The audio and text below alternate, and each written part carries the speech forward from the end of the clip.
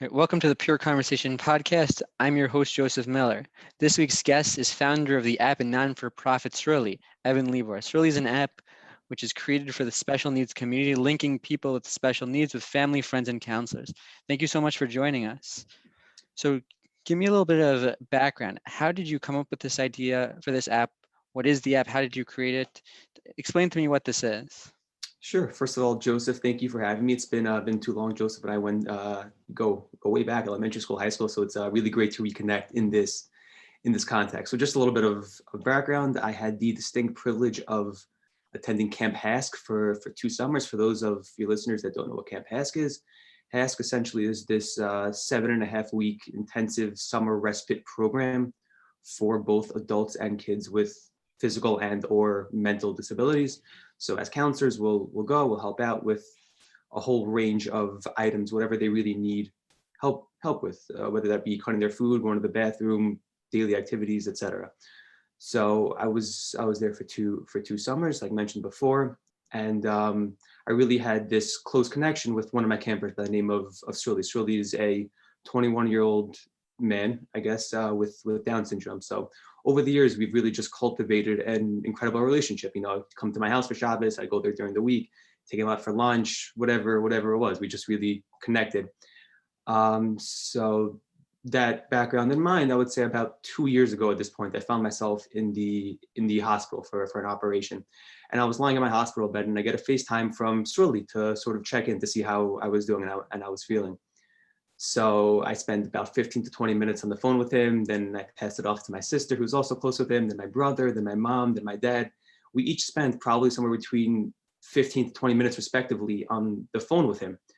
And ultimately adding up to probably close to an hour and a half to 2 hours with him on the phone.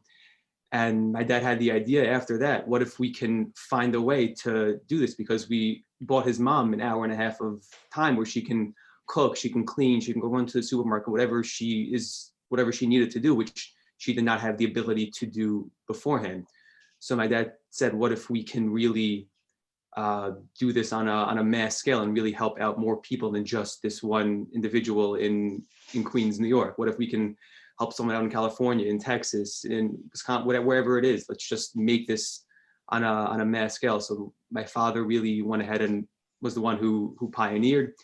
Him, my brother, and I sat down. We had sketches literally for the user interface of what we wanted it to look like.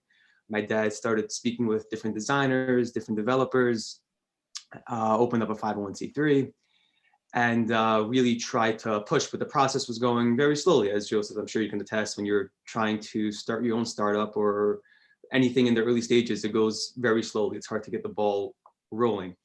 So my dad would do also is he would bring it up in a professional setting. At the end of every meeting, my father's in the technology business. So at the end of every meeting, he would really, okay, guys, putting our professional obligations aside for a second. This is my project that my son and I are working on. Is there anyone in this room that can, help us out, whether it be financially or just with a piece of technology that we can utilize? And finally, one meeting that he was in, there was a piece of technology out there that aligned very closely, probably 65 to 75% of the technology that we needed for this app. So we met with them and worked with them very closely and really developed this piece of technology into what we wanted it to be used for. So that's the backstory of the app and really how it came into fruition. So speaking about the backstory. So what exactly did you create? What is the mechanism? How does it work? And maybe what are there different experiences that different types of users might have? So how would the app work depending on who you are and what you do? Sure. So we have two different options. One can either sign up as a special needs individual with obviously parental assistance and guidance throughout that process, or you can sign up as a high school age, college age, middle school age individual. We have a vetting process where people on staff will vet you and make sure you're a normal person, not looking to, God forbid, perform any harm to these children.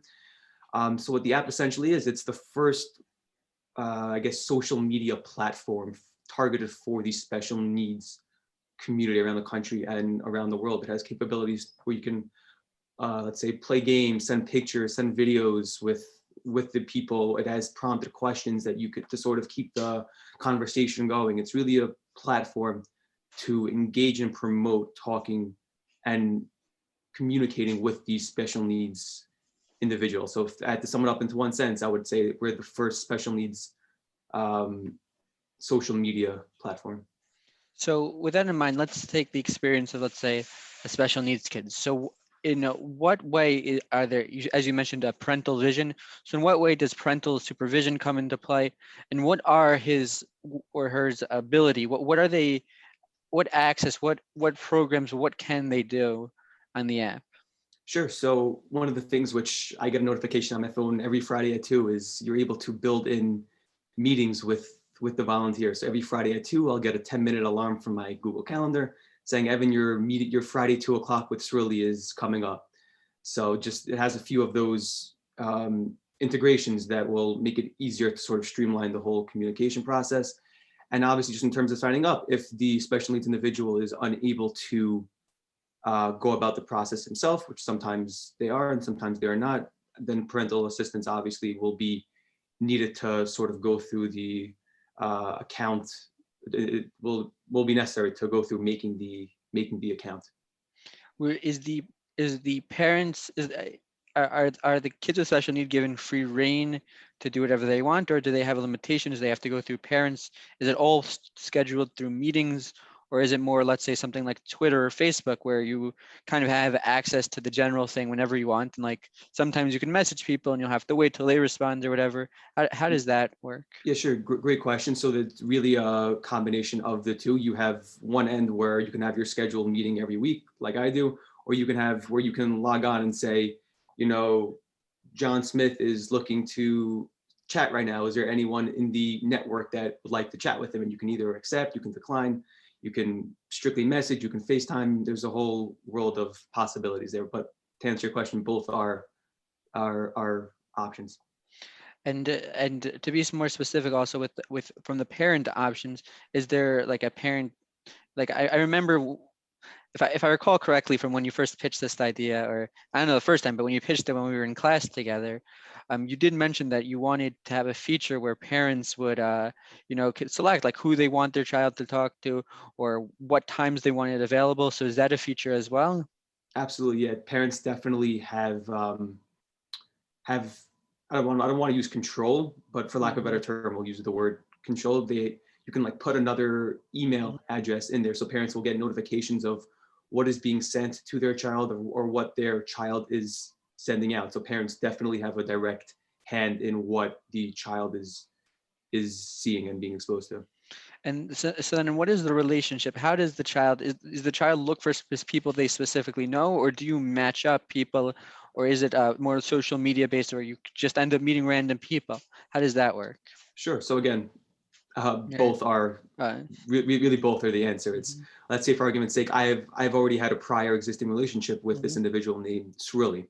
So every Friday I have a scheduled meeting with Sruly, but if I wanted to, I could also go on and just be paired up with someone else in the country right now who's looking to FaceTime, who's looking to speak right now. So really both are options. You can log on right now and just be paired up with someone who's looking to speak with someone of their age, someone younger, someone older, whatever it may be. And how does that pairing system work? Is it completely random, or it's more calculated by some sort of metric? No, it's totally random. And how is that It's just, experience? Yeah, sorry. I was going to say, it's just if you're looking to speak right now, then you'll be paired up. And obviously, the goal is to sort of, for this one-time thing to buy a half hour, that's really great and incredible. But obviously, the end goal is to hopefully be to develop some sort of long-term and lasting relationship where you'll schedule a meeting with them every Tuesday at 6:30 if that's what works for you and works for them. You'll sort of develop and yeah, so sort of develop that longer lasting relationship. And what sort of feedback have you been receiving from people in both camps, the special needs and the volunteer family and friends camp? Do you find uh, and do you find that people are, let's see how to phrase this, do you find that or how do you find the experience of people who or have you found that there's a lot of experience of people meeting new people, creating new relationships? How has that been? So really the response by the Jewish community has been overwhelmingly positive. When we were in beta testing with the app, we sent it out to, I think, maybe 20 to 25 families um, of, of families with special needs individuals. And we gave it out to 25 of our friends just to see if it would work. And they were all really blown away by the app. They thought it was a great idea and something that was necessary in the Jewish community, and hopefully one day the greater community as well. But overall, the feedback has been incredibly positive. At the moment, yeah, we sort of just gave Yachad full reins. We gave it to Yachad, we gave it to Hask, and Yachad is really doing incredible things with it. I think to date, there are probably a thousand some odd families with special needs individuals being paired up every day, just with with mainstream high schoolers, college age kids, just to speak to. Oh wow! And do you find does the app, or do you know if the app has users who aren't necessarily related to the local Jewish community of Yachad and Hask? Are there greater communities? Uh, and is this only targeted to the Jewish community, or is it targeted also to the greater, special needs community? Sure. So right now, at the moment, it is targeted towards the Jewish community, just in terms of getting all of the quote unquote bugs fixed before we send it out. Mhm. But ideally, we'd love to get this out to the masses. We think this is an incredible piece of technology that can really help a tremendous amount of people down the line. But at the moment, I believe it is all Yachad affiliated families and Got members of the Jewish community. got it. And are you specifically involved still more than just a volunteer? Are you still involved anywhere in the company, or you just handed it off to Yachad and Hask to manage? Sure. So more or less, the day-to-day functioning of the app was handed over to Yachad. My father and I just really got the ball rolling, and then we gave it to Haskell. Like, this is we gave it to Haskell and Yachad. Like, this is our gift to you. We want you guys to be able to use this in whatever ways you want. From what I understand, Yachad is not only using it for setting up meetings and for a way to stay in touch, but they're also using it for scheduling meetings, another platform to FaceTime, whatever it may be. They are really using this to their desire, which we really appreciate. Um, but yeah. So really happy with the way things are going so far. But in terms of the day to day, would be primarily the organizations, how they want it for their organization. And my father and I will handle like sort of like big picture things. Like, at some point, we would like to get this out to the masses. So I'm sure at some point we will be doing work in that regard. Mhm.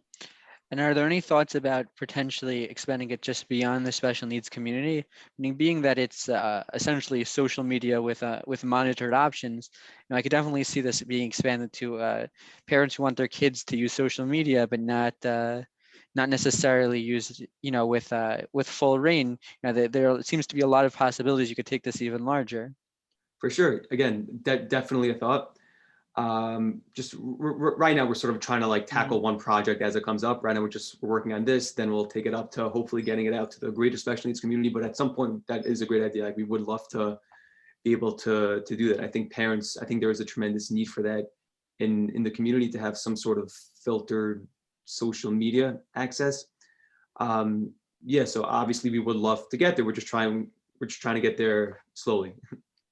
And are there any events circulated around this app? Meaning, as you mentioned, I imagine what happens a lot of time is, kids go to camp, they meet their counselors, and then their counselors probably say, oh, by the way, message me on Sruly or whatever. So Right. are these any specific events created to encourage volunteers or special needs people to join the app? Meaning, how do you, besides, let's say, word of mouth, how does the app grow?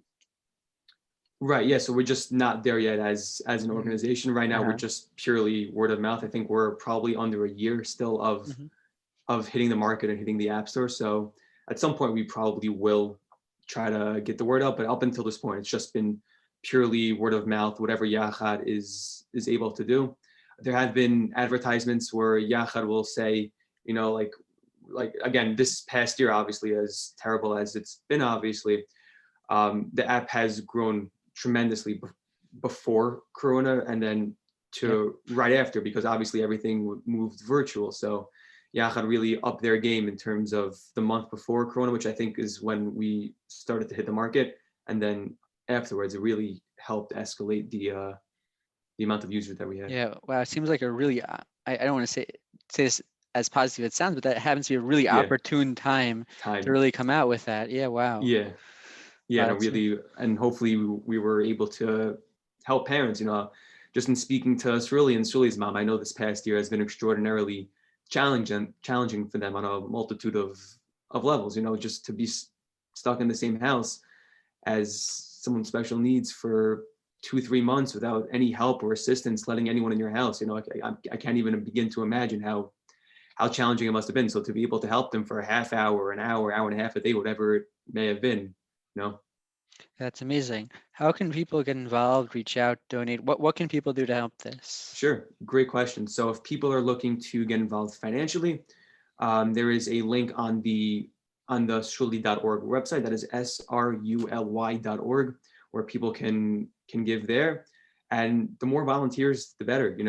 We love having volunteers, and just the more people that we can have access to, the more people that want to volunteer to help spread the network. Tell a friend, tell your mother, tell your father, tell your brother. We're just looking to get as many people involved as possible. Yeah, wow. Thank you very much for joining us. That was really, really an Of amazing course. idea. I really hope to continue its success. And yeah, I will do whatever I can on my end to make sure other people find out about this. Thank you so much. Thank you, Joseph. Thanks for having me on. Yeah. Looking forward.